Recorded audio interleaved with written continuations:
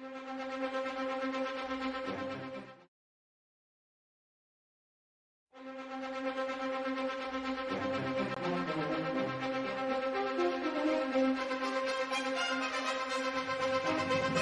have trial by combat.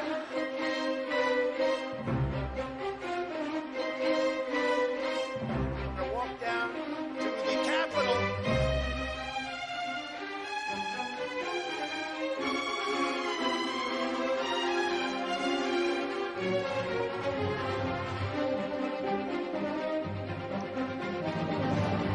Hello. Good evening. Good evening, everybody. This is an FTN News special report. I'm Gray Jakers 1113. We're coming on the air to give you live coverage of the January 6th hearings currently ongoing in the U.S. Capitol. Sorry for starting a bit late. We're gonna take you to those as soon as possible. We're gonna get you to those in a second.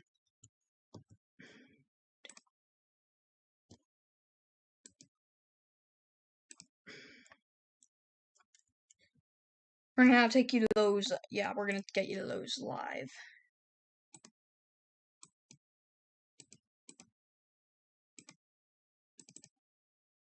We're gonna get you to those live right now.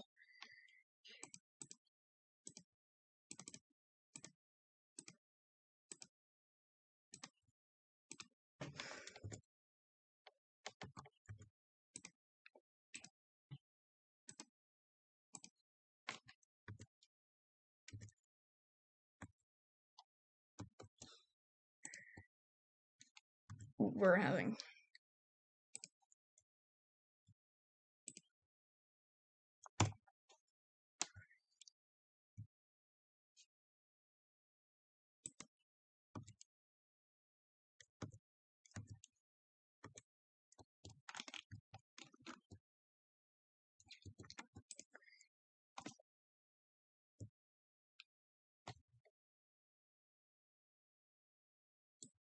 apologies. Including sending this letter to Georgia and 5 other states, saying the U.S. Department of Justice had, quote, identified significant concerns that may have impacted the outcome of the election. This letter is a lie that could impact the outcome of the election. This letter and others like it would have urged multiple states to withdraw their official and lawful electoral votes for Biden. Acting Deputy Attorney General Richard Donoghue described Jeff Clark's letter this way, quote, this would be a grave step for the department to take and could have tremendous constitutional, political, and social ramifications for this country. The committee agrees with Mr. We're also Donoghue's going assessment to give you a warning that Clark assumed the role of Attorney General in the days before January 6th and issued these letters. The ramifications could indeed have been grave. Mr. Donoghue also said this about Clark's plan. Some of that content, some viewers and I recall toward the end saying what you're proposing is nothing less than the United States Justice Department meddling in the outcome of a presidential election. In our hearings, you will hear firsthand how the senior leadership of the Department of Justice threatened to resign, how the White House counsel threatened to resign, and how they confronted Donald Trump and Jeff Clark in the Oval Office. The men involved, including Acting Attorney General Jeff Rosen and Acting Deputy Attorney General Richard Donoghue, were appointed by President Trump. These men honored their oaths of office, they did their duty, and you will hear from them in our hearings. By contrast, Jeff Clark has invoked his Fifth Amendment privilege against self-incrimination and refused to testify. Representative Scott Perry, who was also involved in trying to get Clark appointed as Attorney General, has refused to testify here. As you will see, Representative Perry contacted the White House in the weeks after January 6th to seek a presidential pardon. Multiple other Republican congressmen also sought presidential pardons for their roles in attempting to overturn the 2020 election. In our 4th hearing, we will focus on President Trump's efforts to pressure Vice President Mike Pence to refuse to count electoral votes on January 6th. Vice President Pence has spoken publicly about this. President Trump is wrong. I had no right to overturn the election. The presidency belongs to the American people and the American people alone. And frankly, there is no idea more un-American than the notion that any one person could choose the American president. What President Trump demanded that Mike Pence do wasn't just wrong, it was illegal and it was unconstitutional. You will hear this in great detail from the Vice President's former general counsel. Witnesses in these hearings will explain how the former Vice President and his staff informed President Trump over and over again that what he was pressuring Mike Pence to do was illegal. As you will hear, President Trump engaged in a relentless effort to pressure Pence, both in private and in public. You will see the evidence of that pressure from multiple witnesses, live and on video. Vice President Pence demonstrated his loyalty to Donald Trump consistently over 4 years, but he knew that he had a higher duty to the United States Constitution. This is testimony from the Vice President's Chief of Staff. So I think the Vice President was proud of his 4 years of service, and he felt like much had been accomplished in those 4 years. And I think he was proud to have stood beside the President for all that had been done. But I think he ultimately knew that his fidelity to the Constitution was his first and foremost oath. And that's what he articulated publicly, and I think that that's what he felt. His fidelity to the Constitution was more important than his fidelity to President Trump and his desire. The oath he took. Yep. Yes. You'll also hear about a lawyer named John Eastman. Mr. Eastman was deeply involved in President Trump's plans. You'll hear from former Fourth Circuit federal judge Michael Ludig, a highly respected leading conservative judge. John Eastman clerked for Judge Ludig. Judge Ludig provided counsel to the Vice President's team in the days before January 6th. The judge will explain how Eastman, quote, was wrong at every turn. And you will see the email exchanges between Eastman and the Vice President's counsel as the violent attack on Congress was underway. Mr. Jacob said this to Mr. Eastman: "Thanks to your bullshit, we are under siege." You will also see evidence that John Eastman did not actually believe the legal position he was taking. In fact, a month before the 2020 election, Eastman took exactly the opposite view on the same legal issues. In the course of the Select Committee's work to obtain information from Mr. Eastman, we have had occasion to present evidence to a federal judge. The judge evaluated the facts, and he reached the conclusion that President Trump's efforts to pressure Vice President Pence to act illegally by refusing to count electoral votes likely violated 2 federal criminal statutes. And the judge also said this: if Dr. Eastman and President Trump's This is what your dishwasher looks like after 1 year. It's a colony of billions of mold and bacteria living deep inside your dishwasher that not only make your dishes cloudy and dirty, but can cause serious health issues if left untreated. Pursuing accountability for those responsible, the court fears January 6th will repeat itself. Every American should read what this federal judge has written. The same judge, Judge Carter, issued another decision on Tuesday night, just this week, indicating that John Eastman and other Trump lawyers knew that their legal arguments had no real chance of success in court, but they relied on those arguments anyway to try to, quote, overturn a Democratic election. And you will hear that while Congress was under attack on January 6th and the hours following the violence, the Trump legal team in the Willard Hotel War Room continued to work to halt the count of electoral votes. In our 5th hearing, you will see evidence that President Trump corruptly pressured state legislators and election officials to change election results. You will hear additional details about President Trump's call to Georgia officials, urging them to, quote, find 11,780 votes, votes that did not exist, and his efforts to get states to rescind certified electoral slates without factual basis and contrary to law. You will hear new details about the Trump campaign and other Trump associates' efforts to instruct Republican officials in multiple states to create intentionally false electoral slates and transmit those slates to Congress, to the Vice President, and the National Archives, falsely certifying that Trump won states he actually lost. In our final 2 June hearings, you will hear how President Trump summoned a violent mob and directed them illegally to march on the United States.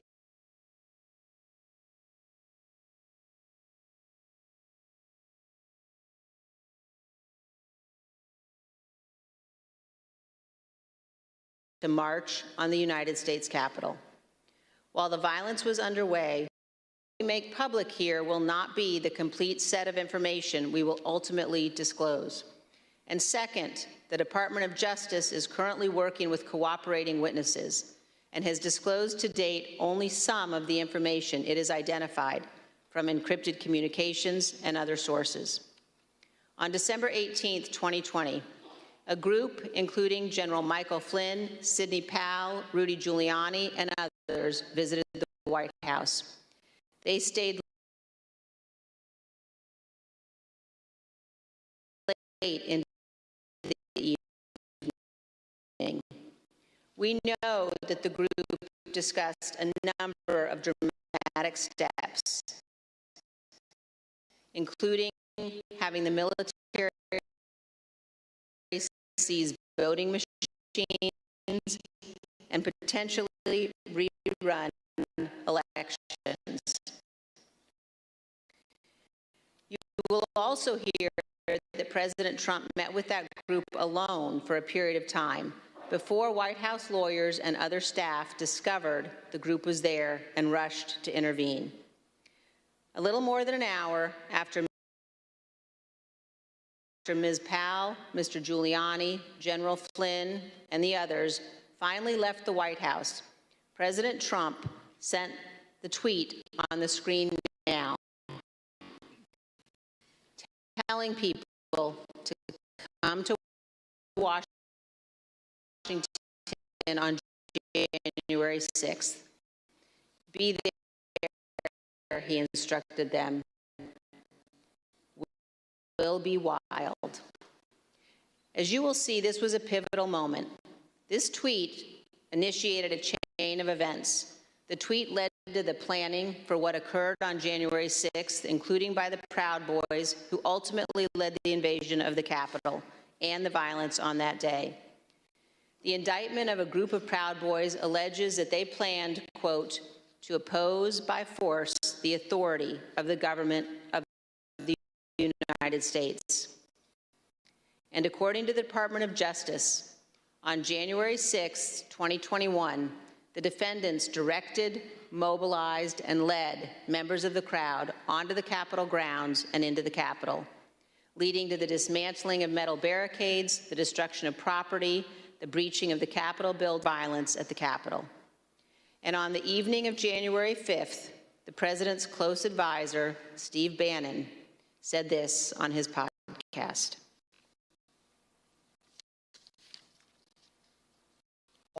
All hell is going to break loose tomorrow. Just understand this. All hell is going to break loose tomorrow. As part of our investigation, we will present information about what the White House and other intelligence agencies knew and why the Capitol was not better prepared.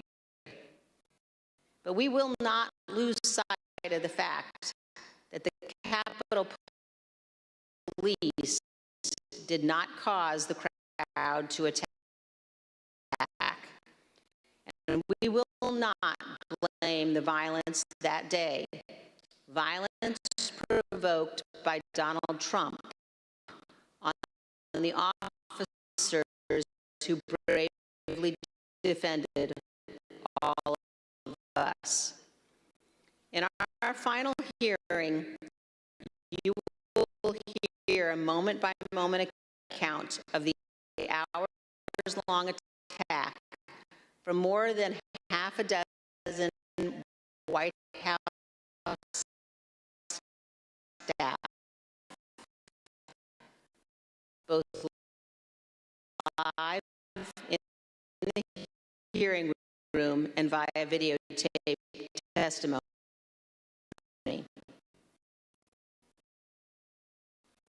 There's no doubt that President Trump was well aware of the violence as it developed. White House staff urged President Trump to intervene and call off the mob.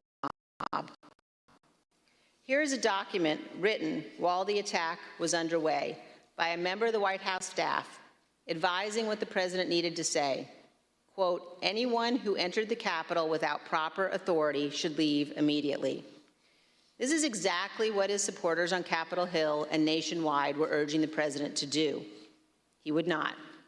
You will hear that leaders on Capitol Hill begged the president for help, including Republican leader McCarthy, who was, quote, scared, and called multiple members of President Trump's family after he could not persuade the president himself. Not only did President Trump refuse to tell the mob to leave the Capitol, he placed no call to any element of the United States government to instruct that the Capitol be defended. He did not call his Secretary of Defense on January 6th. He did not talk to his Attorney General. He did not talk to the Department of Homeland Security. President Trump gave no order to deploy the National Guard that day, and he made no effort to work with the Department of Justice to coordinate and deploy law enforcement assets. But Vice President Pence did each of those things. For example, here is what General Milley, the chairman of the Joint Chiefs of Staff, testified to this committee.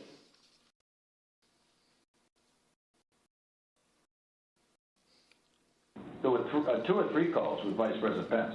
He was very animated, and he issued very explicit, very direct, unambiguous orders.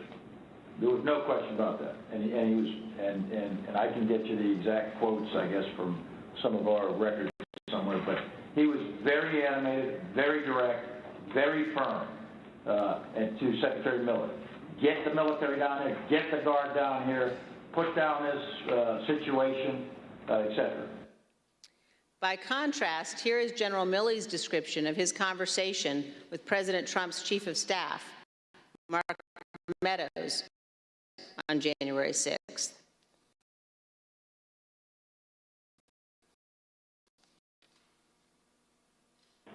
He said, we have to kill the narrative that the Vice President is making all the decisions.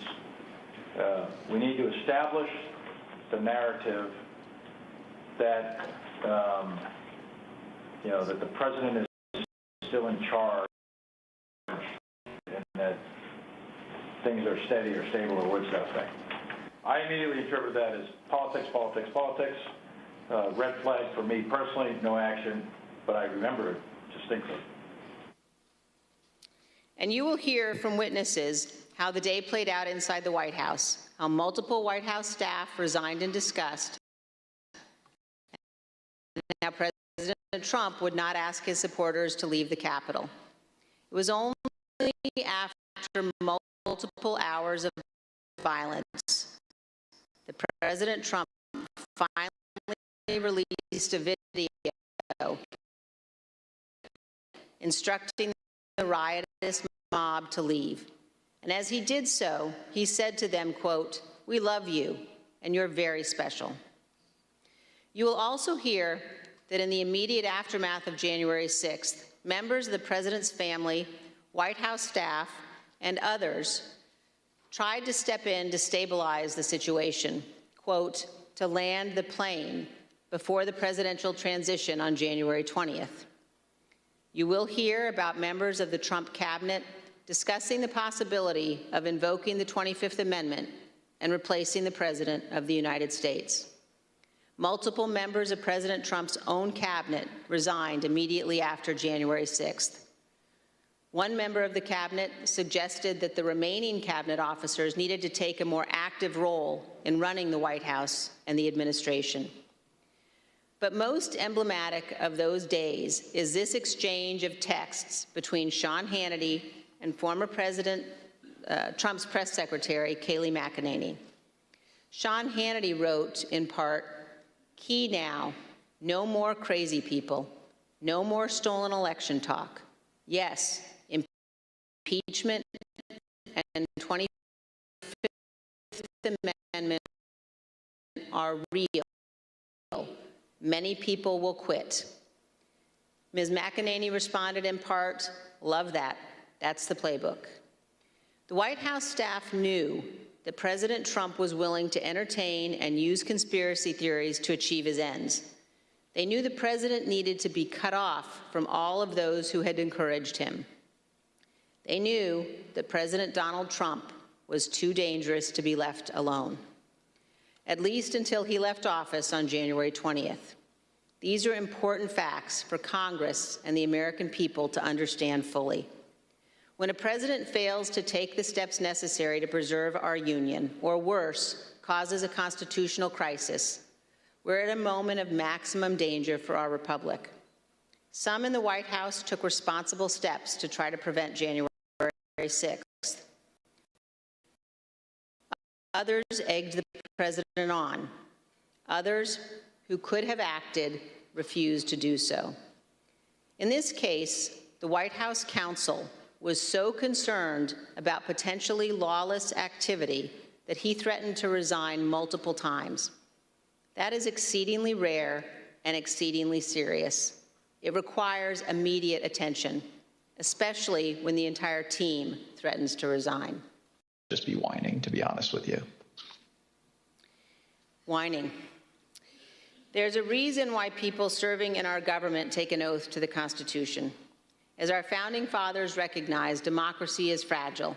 People in positions of public trust are duty-bound to defend it, to step forward when action is required. So we're gonna skip to the live. Sacred obligation to defend this peaceful transfer of power has been honored by every American president, except one.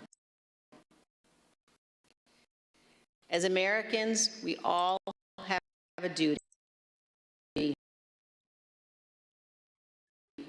to ensure that what happened on January 6th never happens again.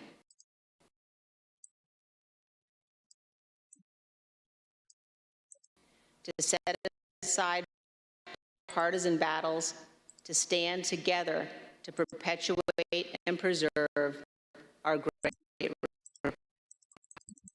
republic. Thank you, Mr. Chairman.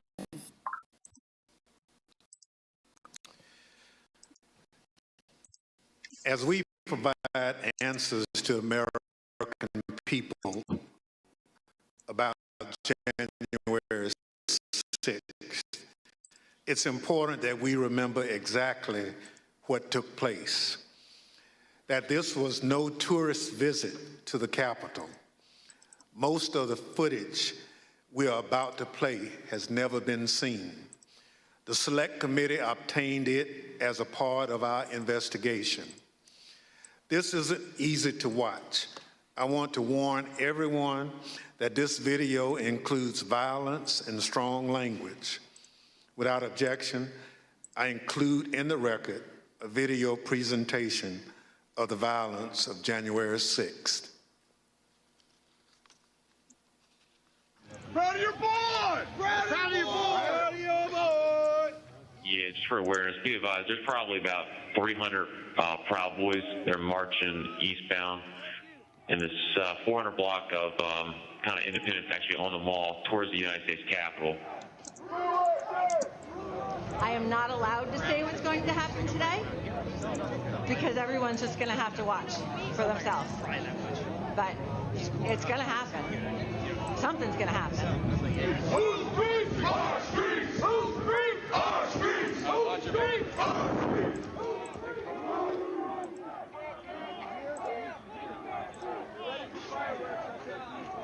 I'll hit you or hurt you. We are on your side. Don't make us go against you. Understand the side. Pick a side. These are our streets. $20 a picture. I hope Mike is going to do the right thing. I hope so. I hope so. Because if Mike Pence does the right thing, we win the election. All Vice President Pence has to do is send it back to the states to recertify. And we become president, and you are the happiest people. Mike Pence is going to have to come through for us. And if he doesn't, that will be a sad day for our country. Because you'll never take back our country with weakness. You have to show strength, and you have to be strong.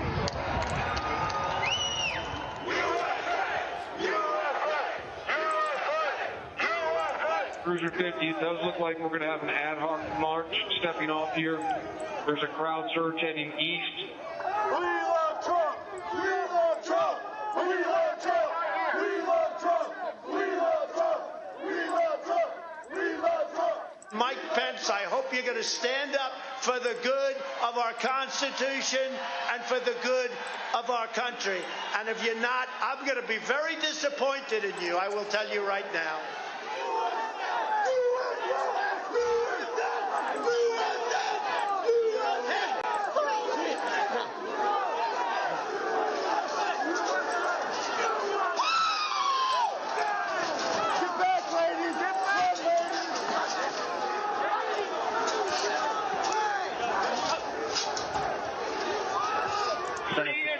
Priority. We just had protesters. Speed circle. Breach the line. We need backup.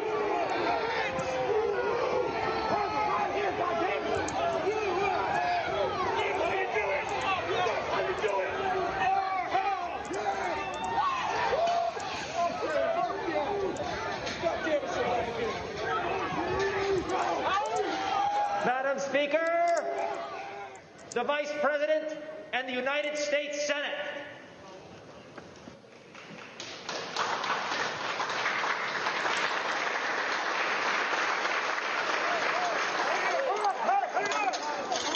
We're going to give riot warnings as soon as the outriders here. We're going to give riot warnings. We're going to try and get compliance, but this is now effectively a riot. 49 hours declaring it a riot. Cruiser 5 to 50, be advised, Capitol Police 1 advised they're trying to breach and get to the Capitol. 50, I copy.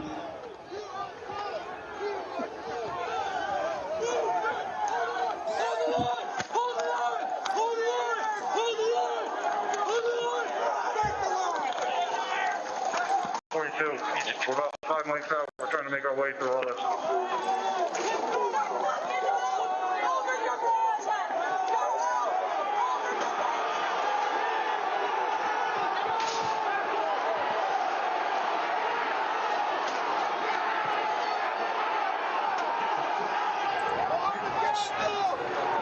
I'm supposed to interrupt, but this is just wow.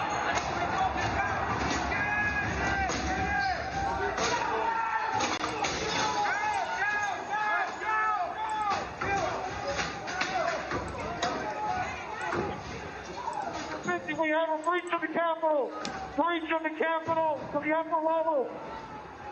Jack, be advised, they're requesting additional resources on the east side as they've broken into that window and they're trying to kick it in.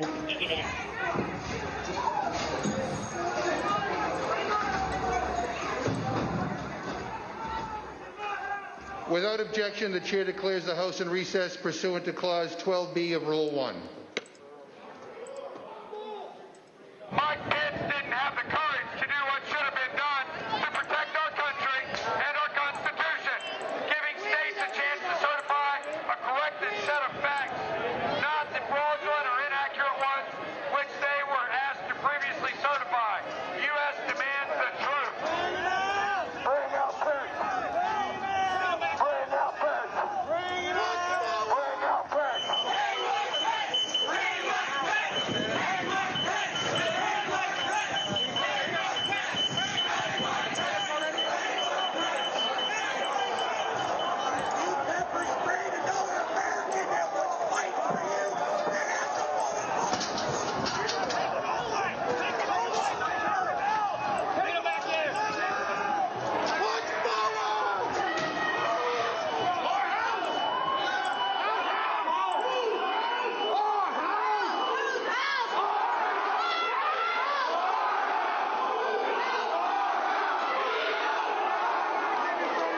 this is just...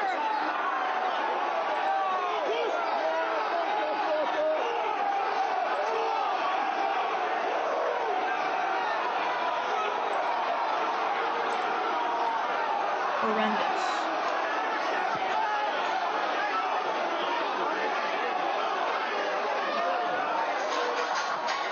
We can't hold this. We're going to get too many fucking people. Look at this fucking vantage point, man. We're fucked.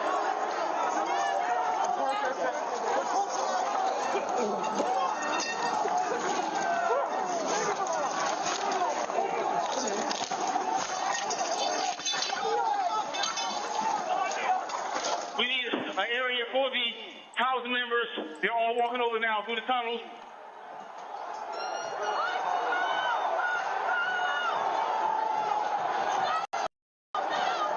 We're trying to hold the upper deck. We are trying to hold the upper deck now. We need to hold the doors of the Capitol.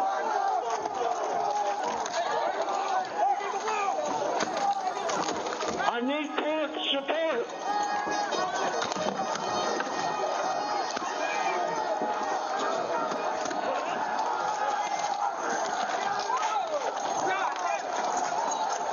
See.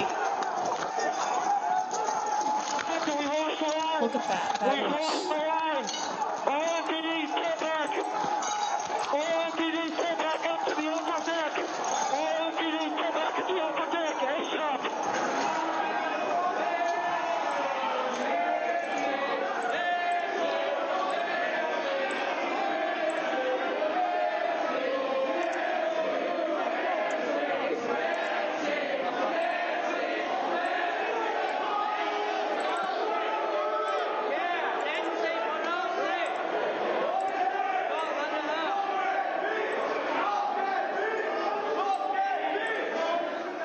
Cruiser 50, be advised that Capitol Police is going to start moving their resources inside. They're going to start the M4 officers first. Look at them throwing chairs.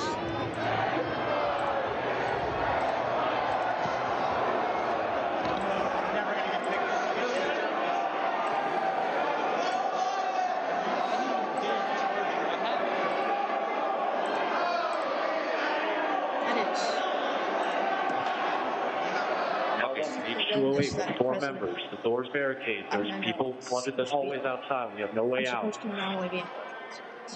horrendous. In fact, officers still remaining on the House floor, on the third floor, to use the subway themselves. It's time to evacuate so we can secure the members on the other side. Copy.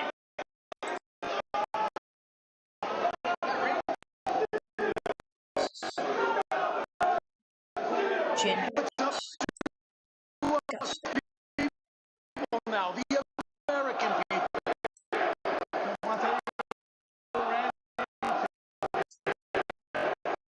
One more time, I'll tell you ready to do. And whatever it takes, I'll lay my life down if it takes. Absolutely. That's why we showed up today.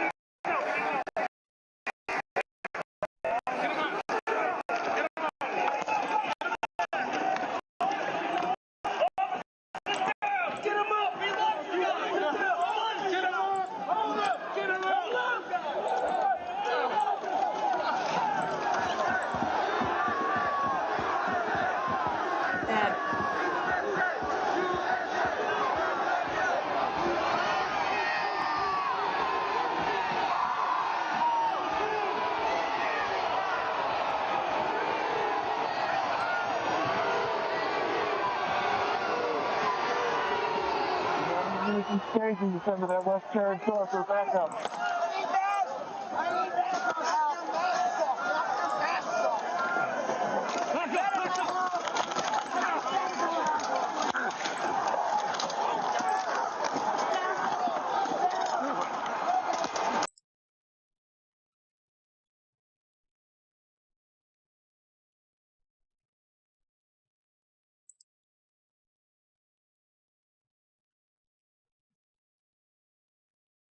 How long does this go on for?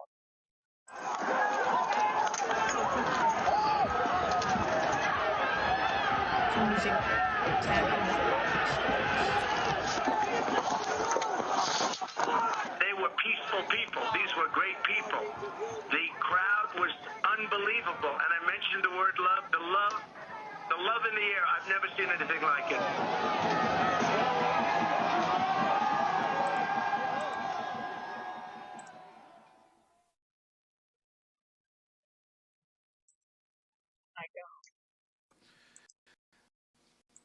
Pursuant to the order of the committee of tonight, the chair declares the committee in recess for a period of approximately 10 minutes.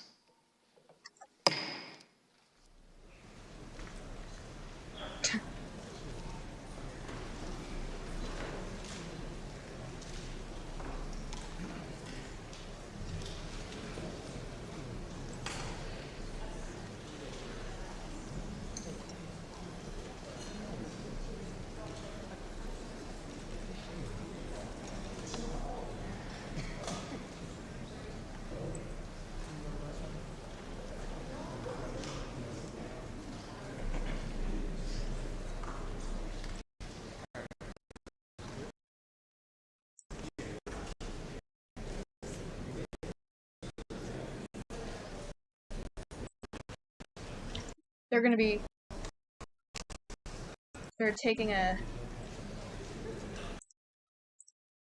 looks like they're gonna be taking a short break here.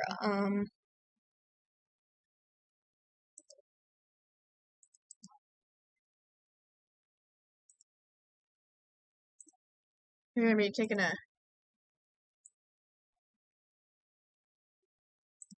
looks like they're taking a short break here. Joining us for analysis is John of Doom.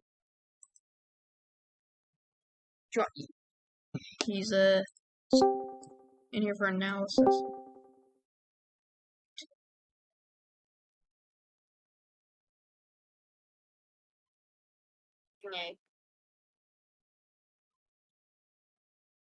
I'm having some issues with the camera. And no other game does this. It's literally just Roblox. He's in here for analysis.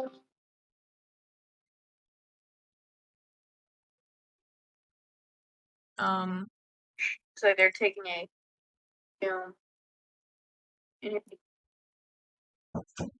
Can you hear me at all? Just one moment. No other game does this. It's literally just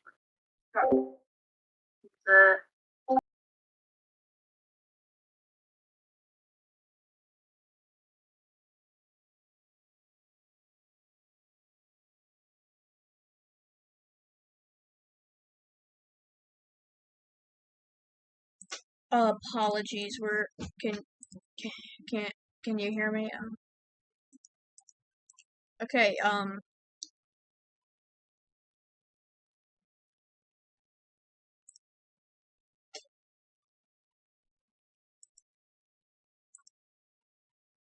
Okay, there we go. I think that got it. Sorry, it was me. I can. Okay, so anyways, let's get to that analysis.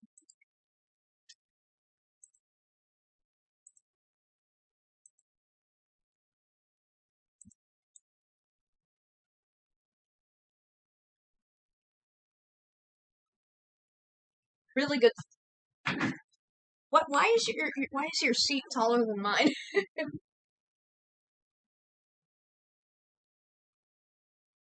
It's fine. I'll just.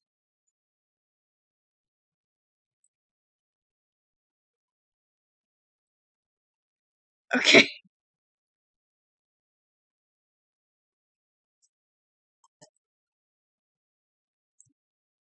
Yeah, a really good speech.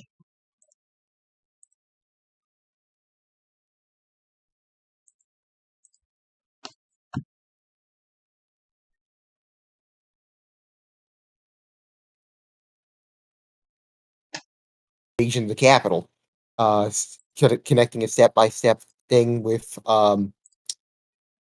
the actual stuff happening until we got to this point, until the recess right now. I want to show you something else I find amazing. All the three networks are in special coverage, and then I turn on Fox Broadcasting. They offered coverage that was going to be on Fox Business, and it's currently running MasterChef Junior, which goes to show you some of the priorities of some of the networks here.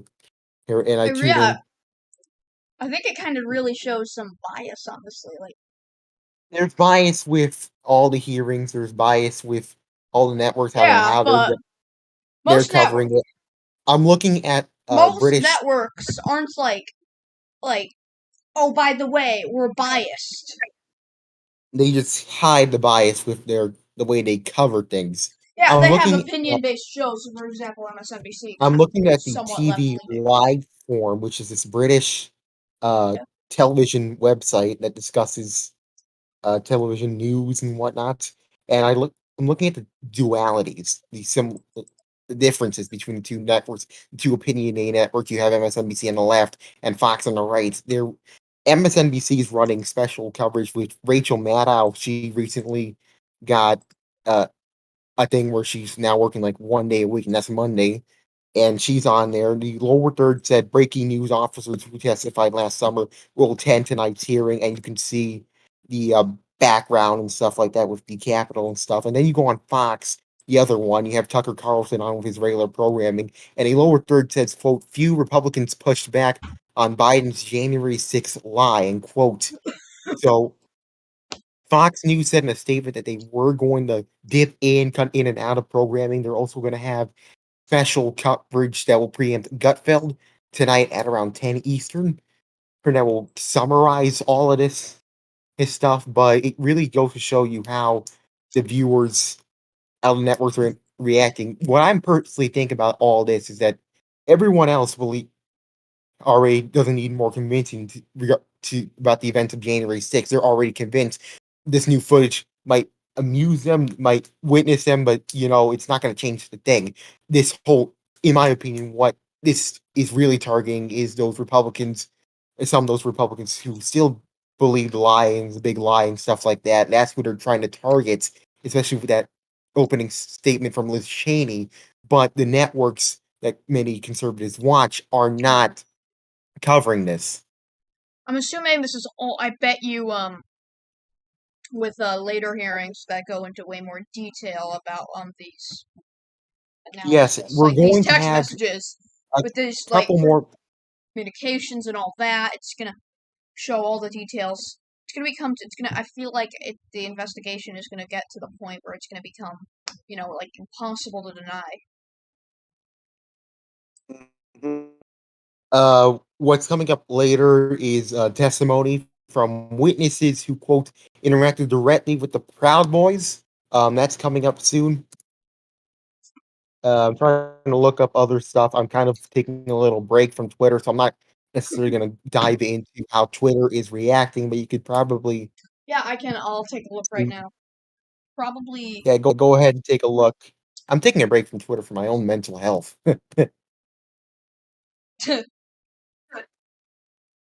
Right.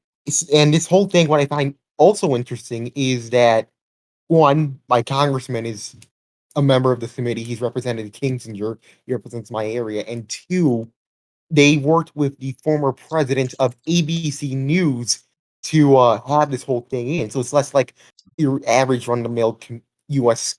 Congress committee hearing and more like the second impeachment trial of Donald Trump. You remember that obviously well, and how the prosecution had that almost similar vibe, similar presentation to the Yeah, January it looks 6th like committee. yeah. I think they believe, from what they found. I think they feel like that the American public needs to see this, and that's how important this investigation is. And I have to say, yeah.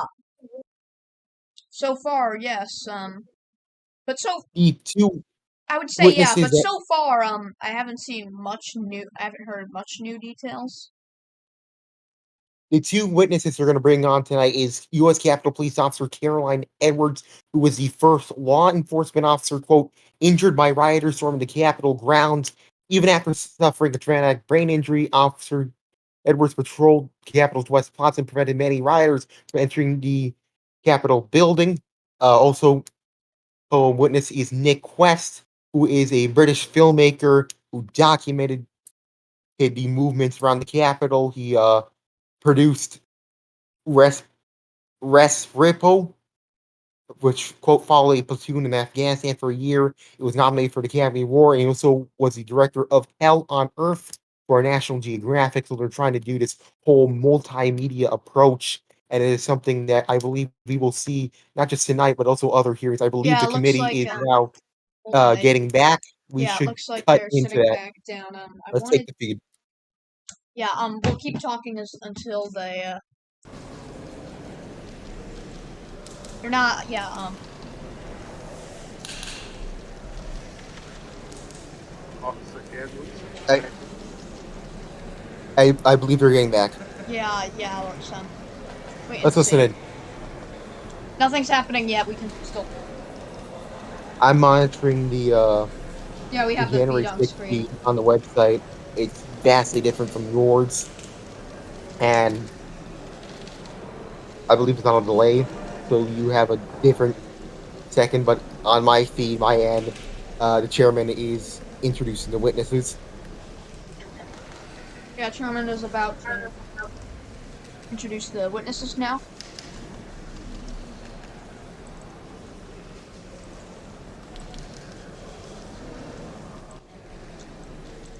Swear and affirm on the penalty of perjury that the testimony let's cut into that.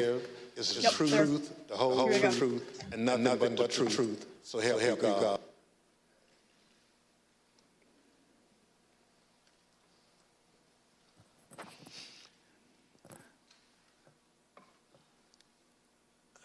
Let the record reflect the witnesses answered in the affirmative. Without objection, the witness's statement will be included in the record. Pursuant to Section 5C8 of House Resolution 503, I recognize myself for questioning. As you saw just a few minutes ago, the Proud Boys instigated the first breach of the Capitol just before 1:00 p.m., where rioters pushed over barricades near the Peace Circle at the foot of the Capitol. Our two witnesses tonight were both there at the time of that first breach. Officer Edwards was standing with other officers behind a line of bike racks that marked the perimeter of the Capitol grounds. She bravely tried to prevent an angry crowd from advancing on the Capitol. Unfortunately, she was overrun and knocked unconscious as the crowd advanced on the Capitol. Mr. Quickstead was a few yards away from Officer Edwards, taking footage of the Proud Boys as part of his work on a documentary film. Most of his footage has never been shown publicly before we shared it this evening. Officer Edwards, I'd like to start by asking if you could tell us why you believe it's important for you to share your story this evening with the committee and the American public. Please, your microphone. Well, looks you, like we have a Mr. little Chairman. microphone I really blooper here. appreciate it, and thank you to the committee for having me here to testify. I was called a lot of things on January 6, 2021 and the days thereafter. I was called Nancy Pelosi's dog, called incompetent, called a hero, and a villain. I was called a traitor to my country, my oath, and my Constitution. In actuality, I was none of those things. I was an American, standing face to face with other Americans, asking myself how many times, many times, how we had gotten here. I had been called names before, but never had my patriotism or duty been called into question. I, who got up every day, no matter how early the hour or how late I got in the night before, to put on my uniform and to protect America's symbol of democracy. I, who spent countless hours in the baking sun and freezing snow to make sure that America's elected officials were able to do their job. I, whose literal blood, sweat, and tears were shed that day defending the building that I spent countless holidays and weekends working in. I am the proud granddaughter of a Marine that fought in the Battle of the Chosin Reservoir in the Korean War. I think of my papa often in these days, how he was so young and thrown into a battle he never saw coming and answered the call at a great personal cost. How he lived the rest of his days with bullets and shrapnel in his legs, but never once complained about his sacrifice. I would like to think that he would be proud of me, proud of his granddaughter that stood her ground that day and continued fighting, even though she was wounded, like he did many years ago. I am my grandfather's granddaughter, proud to put on a uniform and serve my country. They dared to question my honor. They dared to question my loyalty. And they dared to question my duty. I'm a proud American, and I will gladly sacrifice everything to make sure that the America my grandfather defended is here for many years to come. Thank you. Officer Edwards, your story and your service is important, and I thank you for being here tonight. Ms. Quickstead, I also like to ask you to introduce yourself. Can you tell us how you found yourself in Washington, D.C. on January 6, 2021? Good evening, Chair and Madam Vice Chair. Thank you for the introduction. As stated, in the winter of 2020, I was working on a documentary. As part of that documentary, I filmed several rallies in Washington, D.C. on December the 11th and December the 12th, and I learned there would be a rally on the Mall on January 6th. So my 3 colleagues and I came down to document the rally. According to the permit of the event, there was going to be a rally at the Ellipse. We arrived at the Mall and observed a large contingent of Proud Boys marching towards the Capitol. We filmed them, and almost immediately I was separated from my colleagues. I documented the crowd turn from protesters to rioters to insurrectionists. I was surprised at the size of the group, the anger and the profanity. And for anyone who didn't understand how violent that event was, I saw it, I documented it, and I experienced it. I heard incredibly aggressive chanting, and I subsequently shared that footage with the authorities. I'm here today pursuant to a House subpoena. Thank you so much. Thank you, Mrs. Quested. The Select Committee has conducted extensive investigative work to understand what led the Proud Boys and other rioters to the Capitol on January 6th. We've obtained substantial evidence showing that the president's December 19th tweet calling his followers to Washington, D.C. on January 6th energized individuals from the Proud Boys and other extremist groups. I'd like to play a brief video highlighting some of this evidence. My name is Marcus Childress, and I'm an investigative counsel for the Select Committee to investigate the January 6th attack on the United States Capitol. What do you want to call them? Give me a name. Give me a White name. supremacists and white like me to condemn? White supremacists and right Proud Boys. Stand back and stand by.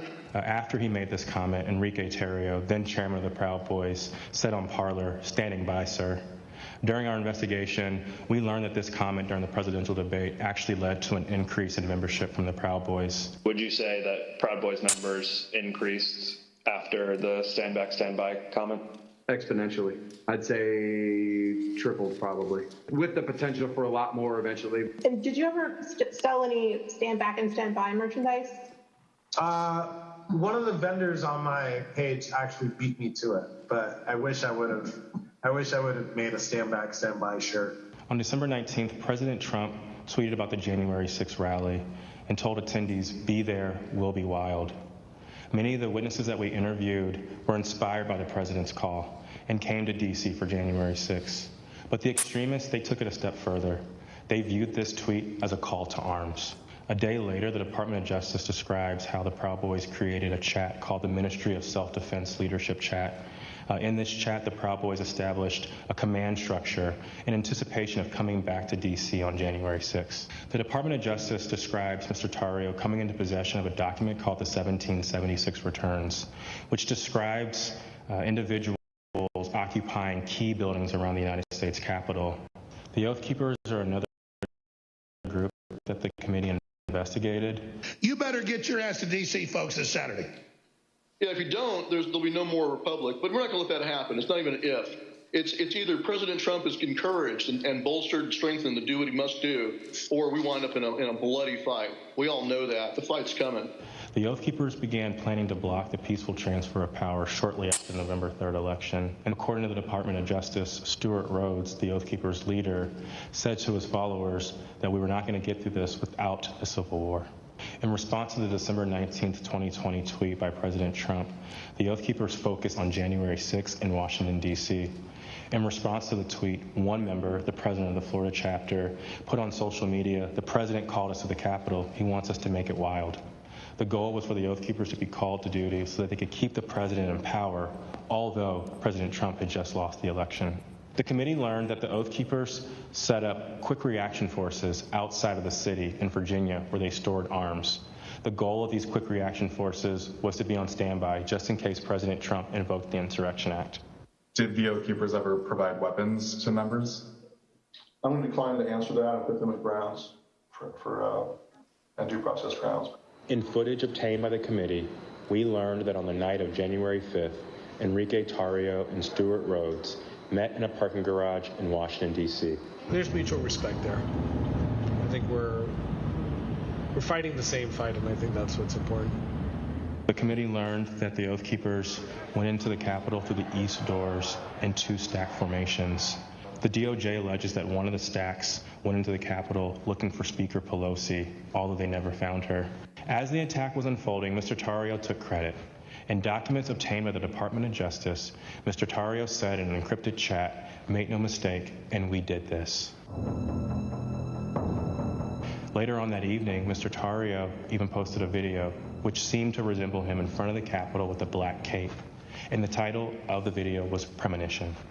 The evidence developed by the Select Committee and the Department of Justice highlights how each group participated on the attack on the Capitol on January 6th. In fact, the investigation revealed that it was individuals associated with the Proud Boys who instigated the initial breach at the Peace Circle at 12:53 p.m.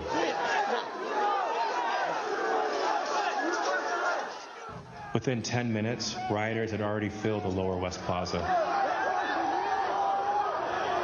By 2 o'clock, rioters had reached the doors on the West and the East Plazas. And by 2:13, rioters had actually broken through the Senate wing door and gotten into the Capitol building. A series of breaches followed. At 2:25 p.m., rioters breached the east side doors to the Rotunda.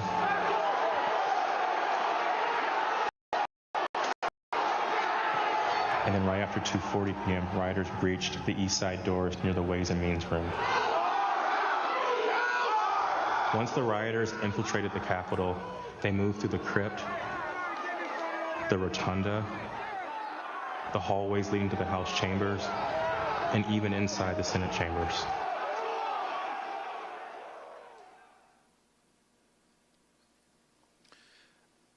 Individuals associated with two violent extremist groups have been charged with seditious conspiracy in connection with the January 6th attack.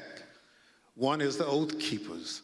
They are a group of armed anti-government extremists. The other group is the Proud Boys.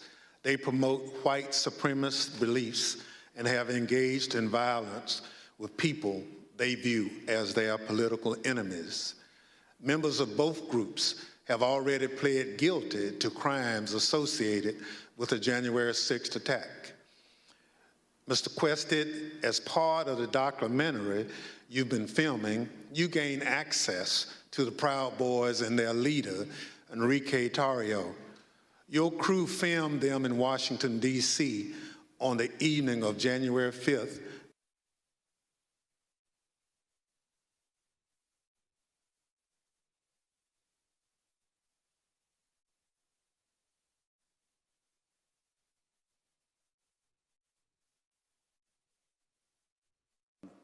We picked up Mr. Tarrio from jail.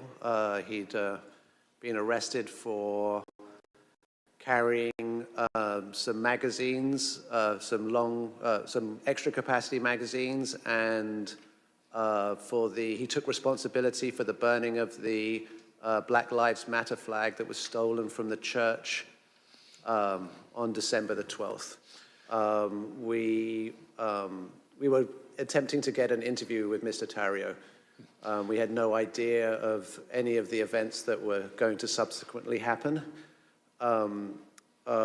We drove him to pick up his bags from the property department of the police, which is just south of the mall. We picked up his bags and went to get some other bags from the Phoenix Hotel, where we encountered Mr. Stuart Rhodes from the Oath Keepers.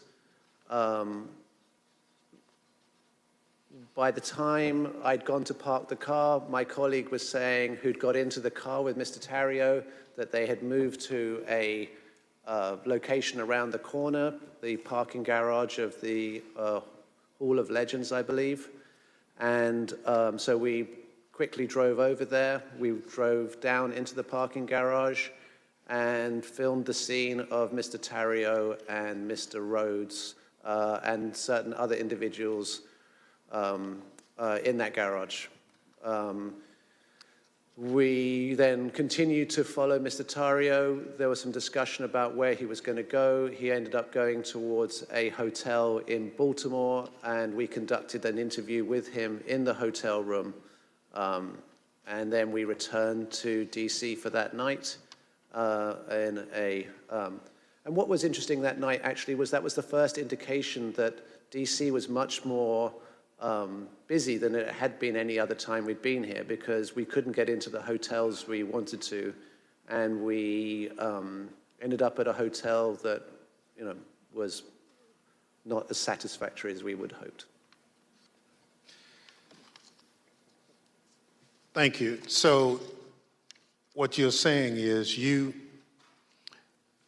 filmed the meeting between Mr. Tarrio and Oath Keepers leader Stuart Rhodes, right? Indeed. You couldn't hear what was said, but according to the Justice Department indictment of Mr. Tarrio, a participant referenced the Capitol.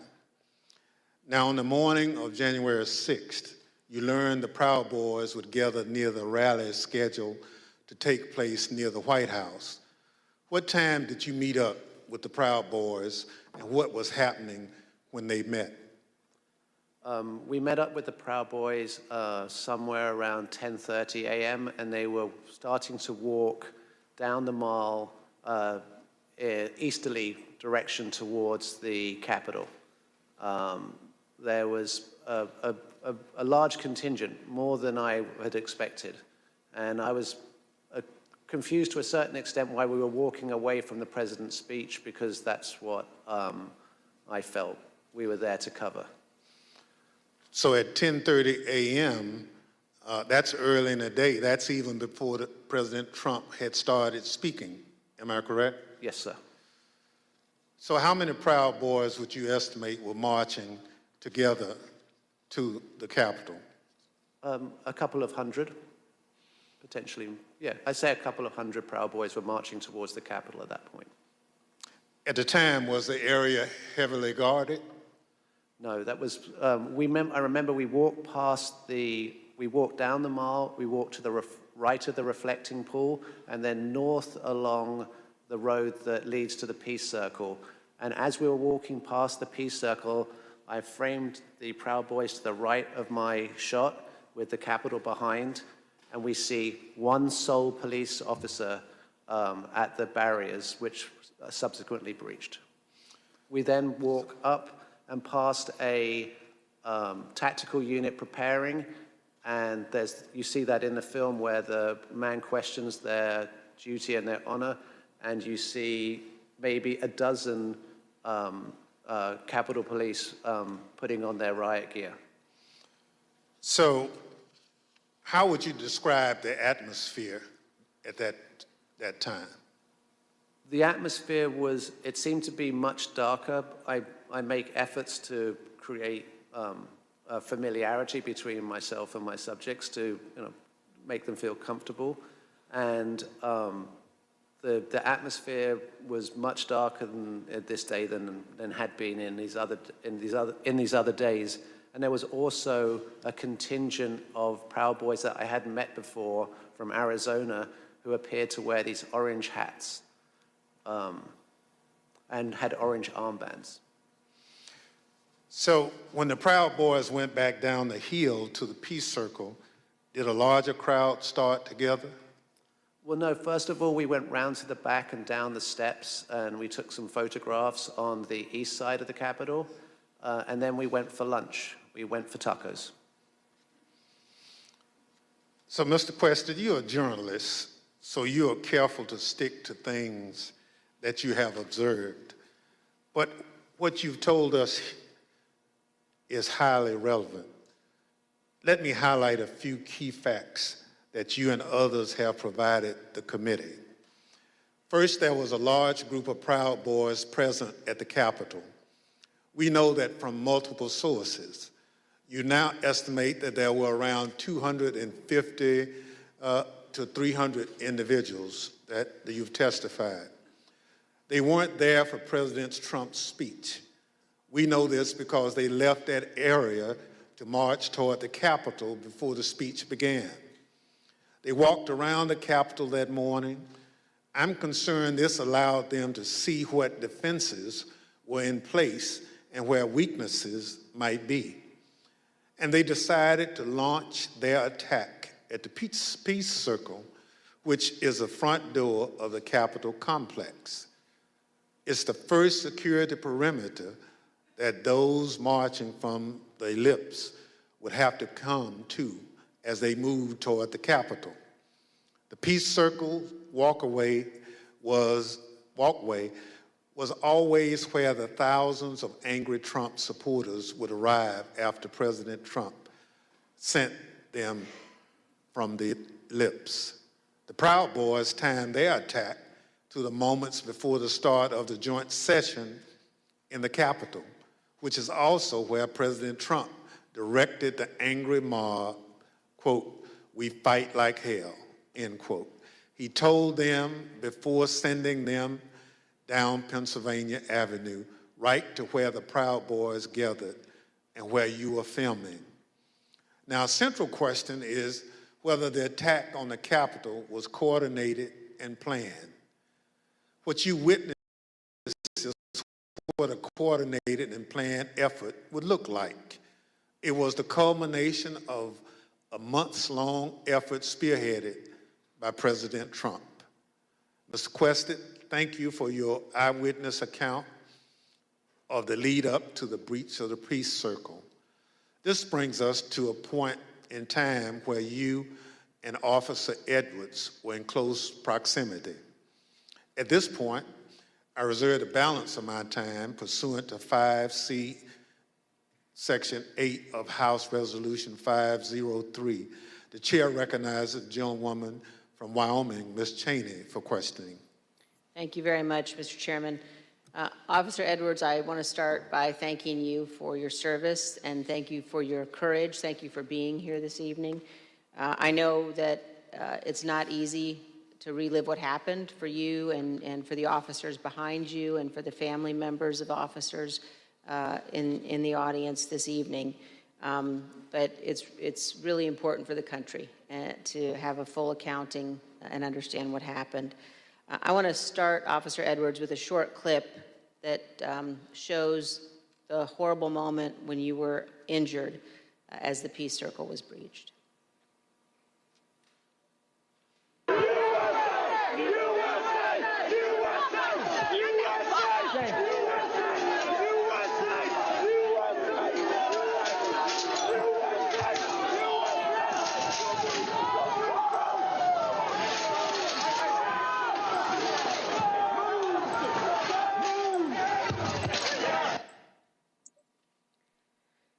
Officer Edwards, can you describe the crowd that had assembled at the Peace Circle as you and your fellow officers stood behind and guarded the bike racks at the Peace Circle? Yes, so there were about, I want to say about 5 of us on that line. And there was our bike rack, and then at the bottom of the Pennsylvania Avenue walkway, or right by Peace Circle, there was another bike rack. And so the crowd had kind of gathered there. It was the crowd led by Joseph Biggs, and they were mostly in civilian clothes. There were some who had military fatigues on. We could see people with bulletproof vests on, things like that. They didn't seem, extremely cohesive, but they had gathered there in their outfits.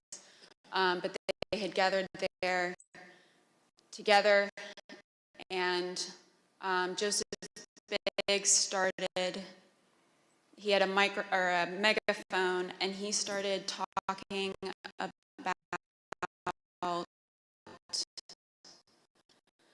first it was things kind of relating to Congress, and then the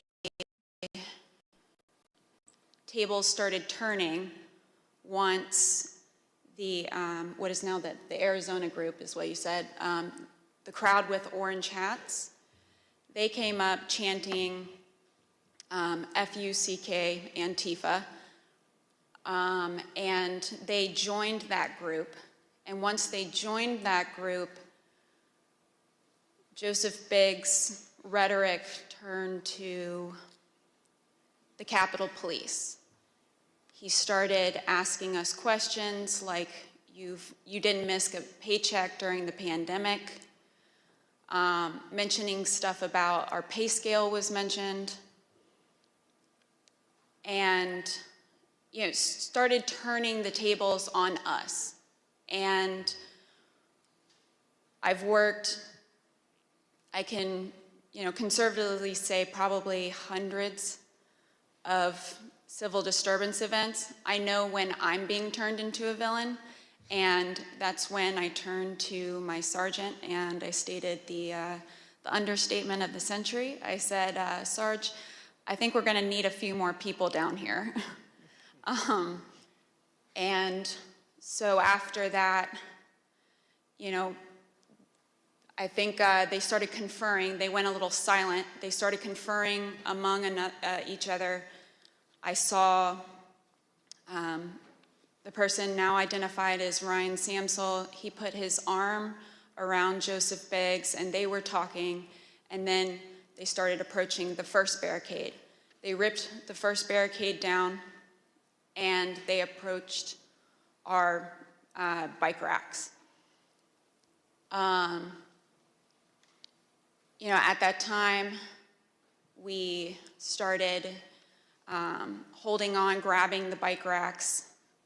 There weren't many of us, so I grabbed the middle between 2 different bike racks, and I wasn't under any pretense that I could hold it for very long, but I just wanted to, make sure that we could get more people down and get our CDU units time to answer the call. So we started grappling over the bike racks.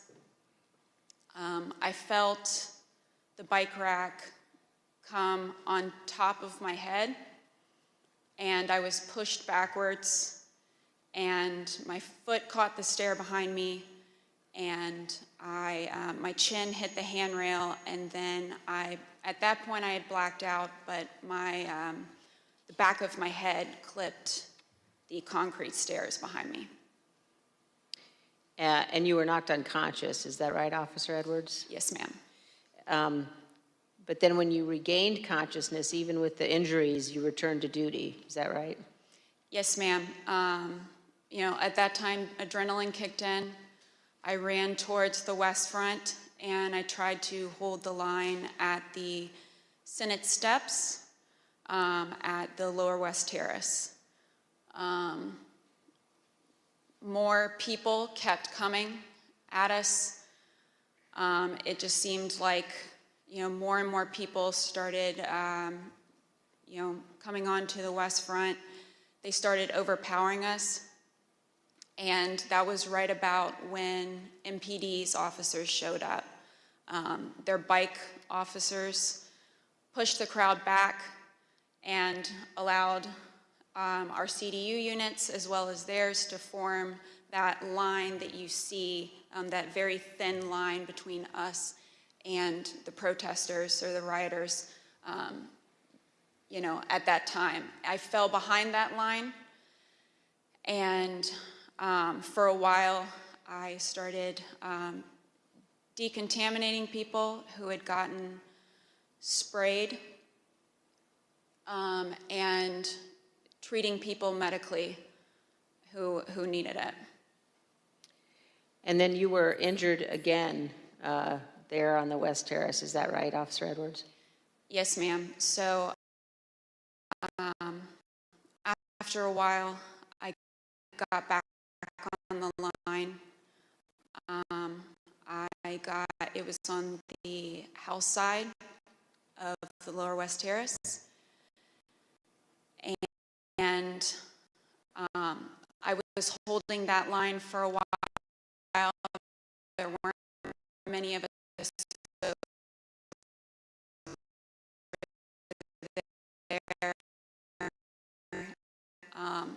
And Officer Sicknick was behind me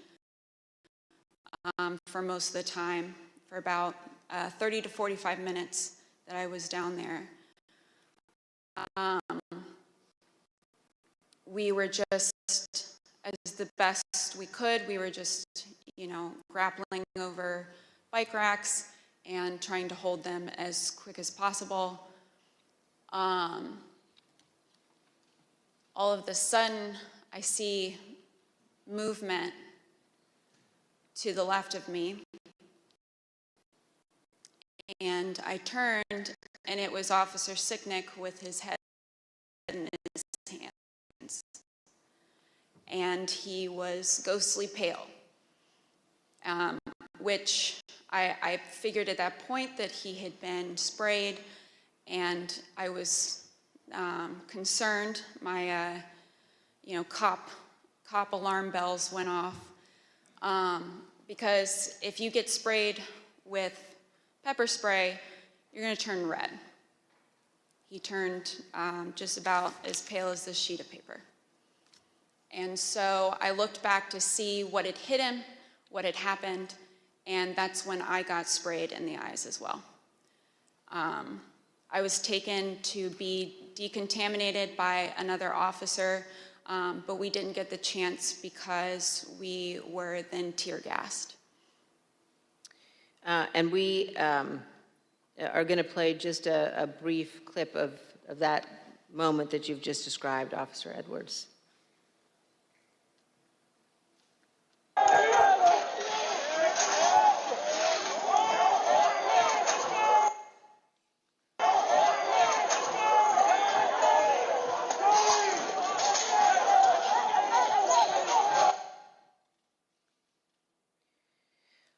Officer Edwards, I just want to thank you for being here. And I know, again, how difficult it is. I know the family of Officer Sicknick as well, who's here tonight. And one of the things one of the Capitol Police officers said to me recently was to ask me whether or not, as members of Congress, all of us understood that on that day, on January 6th, when we were evacuated from the chamber, were led to a safe, undisclosed location, whether we knew that so many of you had rushed out of the building and into the fight. And I can assure you that we do know that, and that we understand how important your service is. Thank you for your continued work with our committee and the interviews, and thank you very much for both of you for being here this evening. Mr. Chairman, I yield back. Thank you very much. Ms. Edwards, can you give us one memory of that awful day that stands out most vividly in your mind? I can. That time when I talked about falling behind MPD's line, I remember because I had been kind of shielded away because I was holding those stairs, so I wasn't able to really see what was going on over here. When I fell behind that line and I can just remember my breath catching in my throat because what I saw was just a war scene. It was something like I'd seen out of the movies.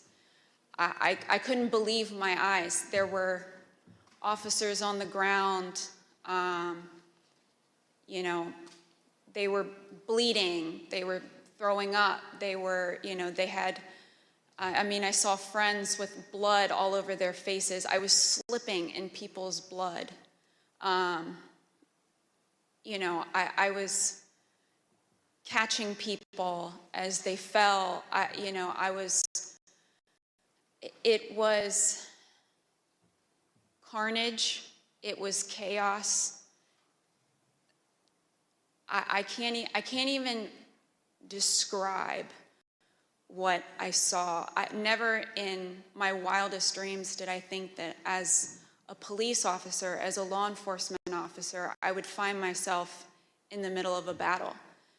You know, I'm trained to detain, you know, a couple of subjects and handle a crowd, but I'm not combat trained.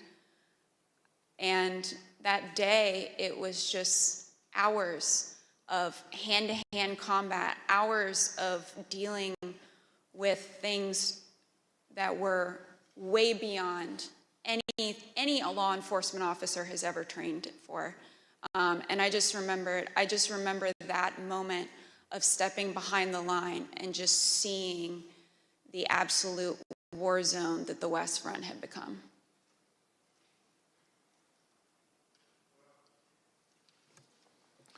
Let me thank you for your service and obviously your bravery that you have told the world about tonight. It's unfortunate that you had to defend the Capitol from fellow Americans. None of us would ever think that that would have to happen, but it did. So let me thank our witnesses for joining us tonight and sharing their experiences with America. Throughout my chairmanship of this committee, I've continuously vowed that this committee will ensure a comprehensive account of the heroic acts on January 6th, and that we will follow the facts wherever they lead. Your testimony is an essential part of that record and helps us do our job. Mr. Quested, thank you for sharing your footage and your account of the day's events with us. The images you recorded and have shared with the committee do a better job than any of our words in reinforcing the violence of January 6th. We hope that the power of your footage help encourage all Americans to consider how citizens with so much in common could viciously brawl at the seat of their democratic government. Officer Edwards, thank you for your brave service, as I indicated, on January 6th, and all you did to protect us, and most importantly, our democracy. If you and your fellow officers hadn't held the line against those violent insurrectionists, we can only imagine the disaster that would have ensued. Your heroism in the face of danger is admirable, and your will to continue to protect and serve despite your serious injuries should be an inspiration to all of us. We wish you a continued recovery, and look forward to seeing you back in uniform sometime soon. The members of the Select Committee may have additional questions for tonight's witnesses, and we ask that you respond expeditiously in writing to those questions. Without objections, members will be permitted 10 business days to submit statements for the record, including opening remarks and additional questions for the witnesses. The witnesses have just told us what they heard the rioters saying, why they stormed the Capitol on that day. Now we're going to hear it from the rioters themselves. Without objection, I include in the record a video presentation.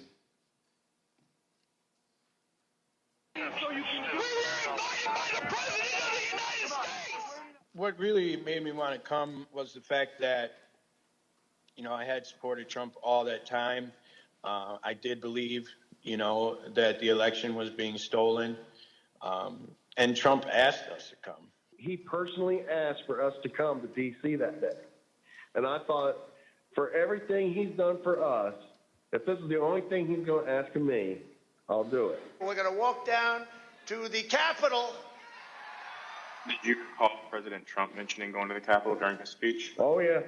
So that's one of my disappointments. He said he was going to go with us, that he was going to be there. I know why I was there, and that's because he called me there, and he laid out what is happening in our government. He laid it out. But I remember Donald Trump telling people to be there, right? I mean, to support. So you mentioned that the president asked you. Do you remember a specific message? Basically, yeah, he asked for us to come to D.C., that big things are going to happen. What got me interested, he said, I have something very important to say on January 6th or something like that. Is what got me interested to be there. You know, Trump has only asked me for two things. He asked me for my vote, and he asked me to come on January 6th.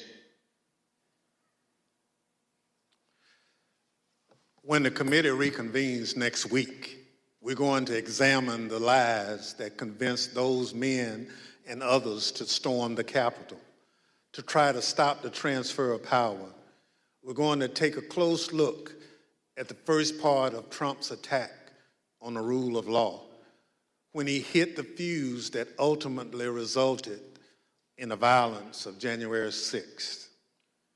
Without objection, and with that, the committee stands adjourned.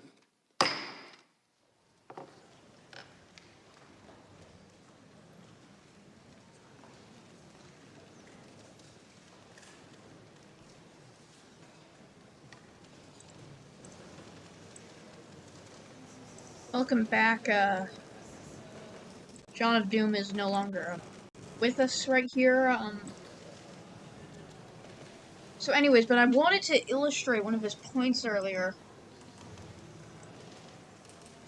The clip you are about to see, I want to show you, really sums up what Fox News is showing people right here. It's telling people right here.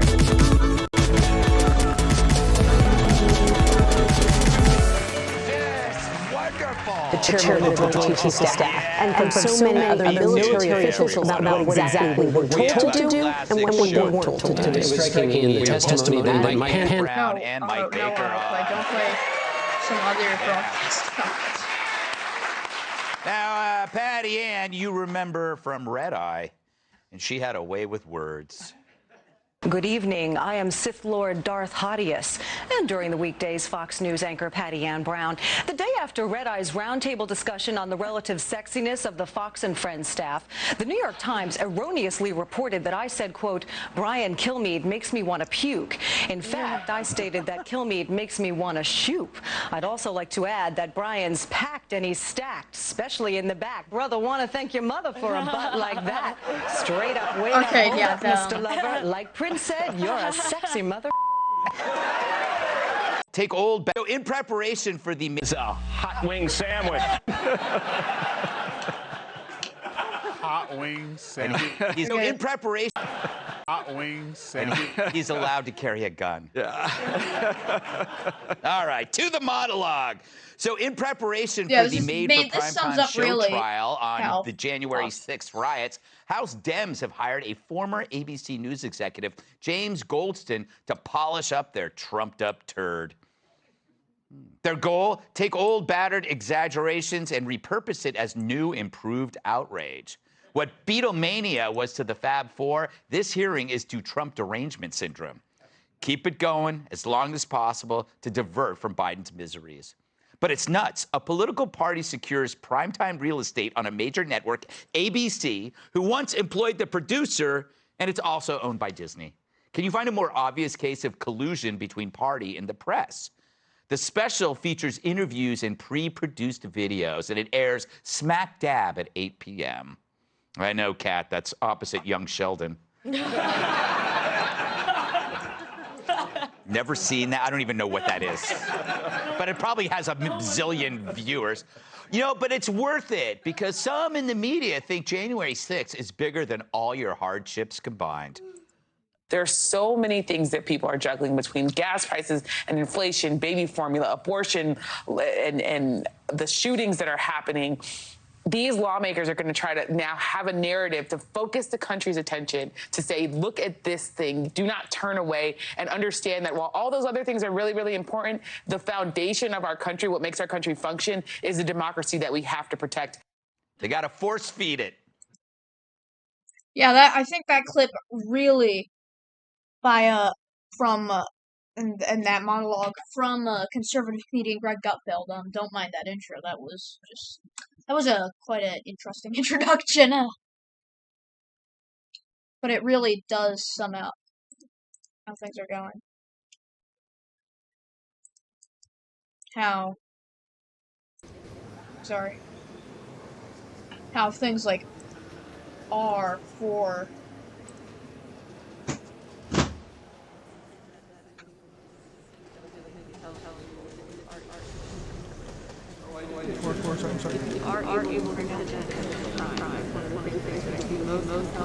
Here's an ongoing interface.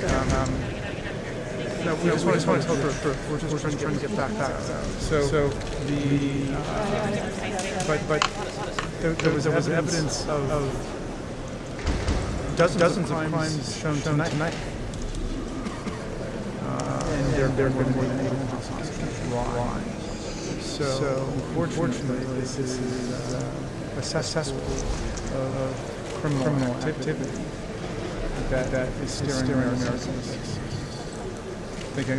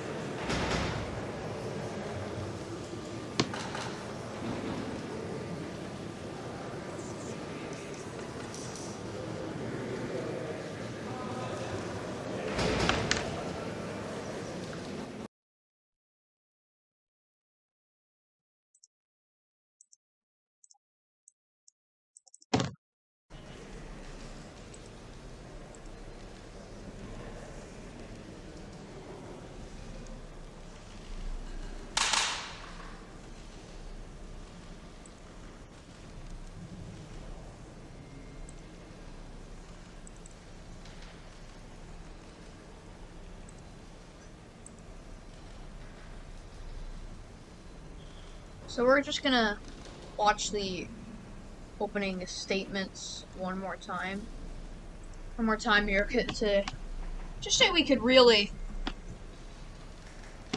just because I think these opening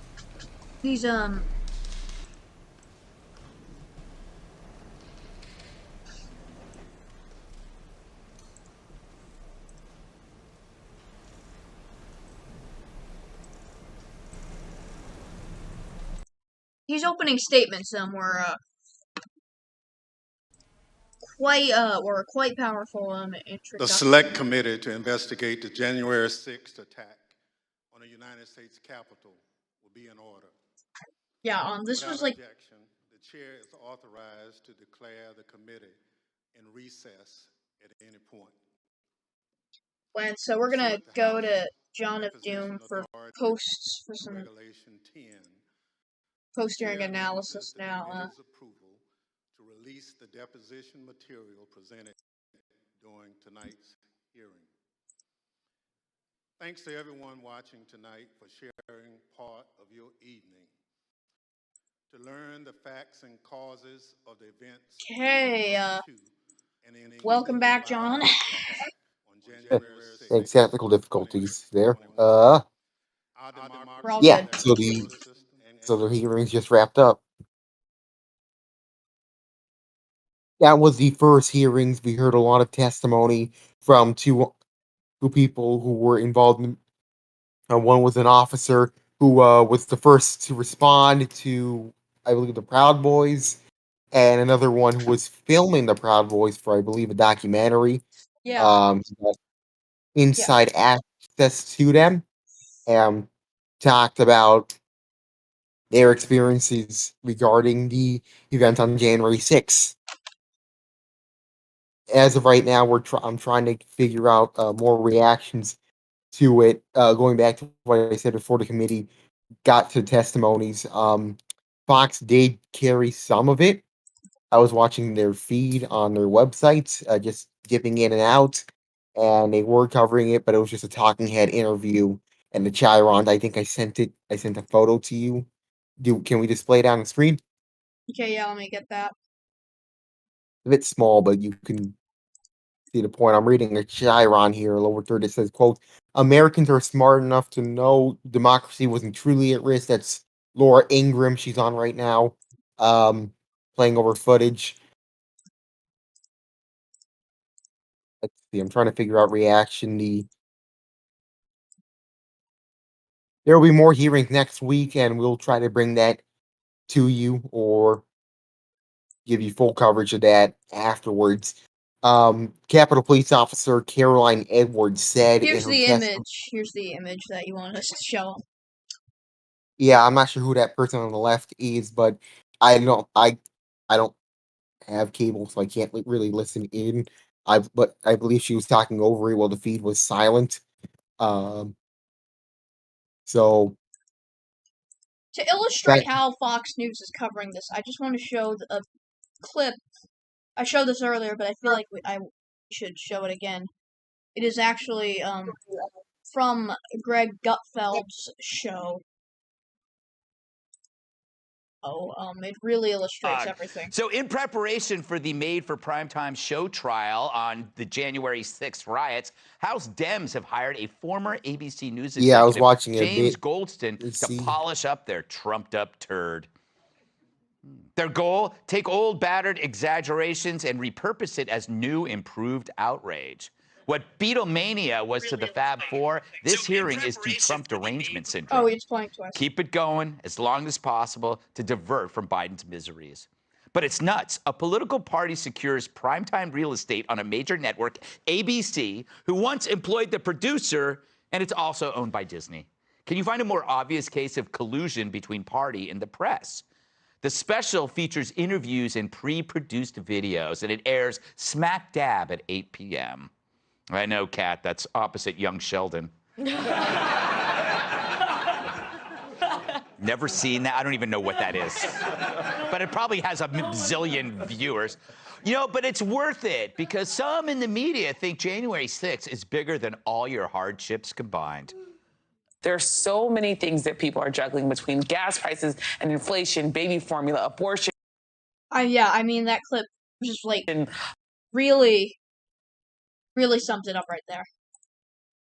I should note that they're preempting Gutfeld tonight for Yeah, they special are. coverage on Fox. So What do you that'll think go was until the 1 a.m. most damning discovery?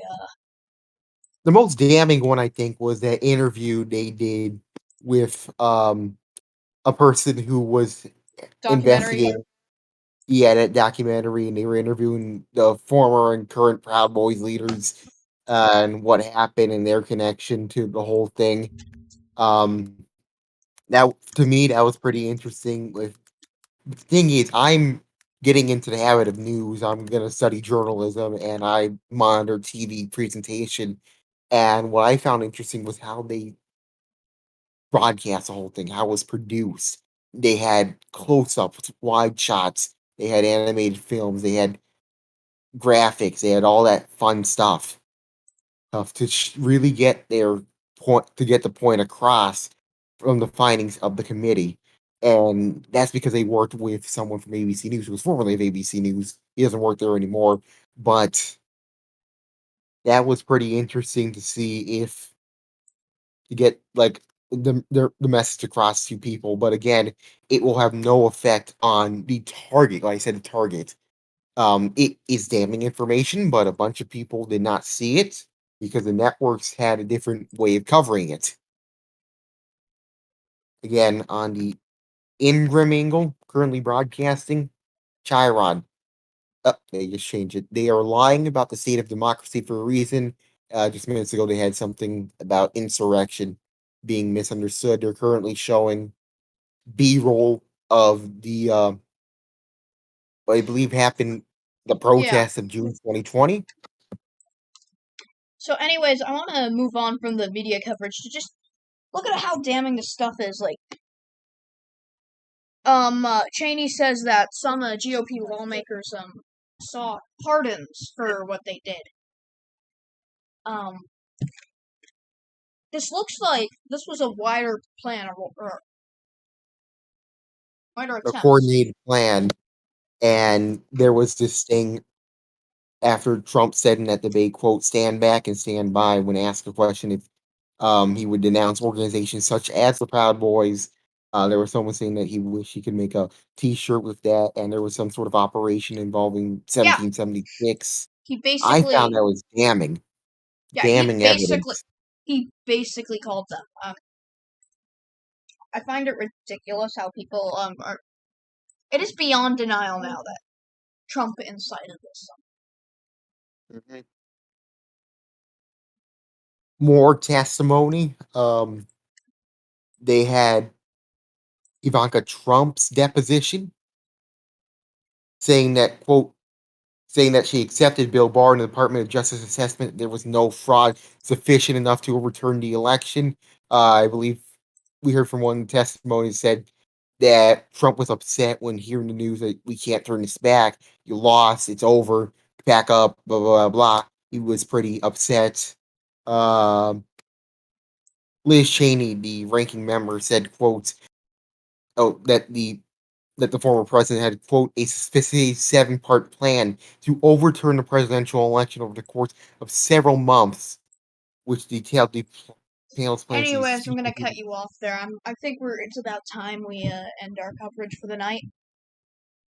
We should. We'll have more coverage later as we get into this. More hearings will be continue on Monday. Yeah, we will. I'll see you then for FTN News. I'm Nick Jagers 113 alongside John Doom. Thank you for watching, and make sure to save money. Stay safe. Have a good night. Let's have trial by combat.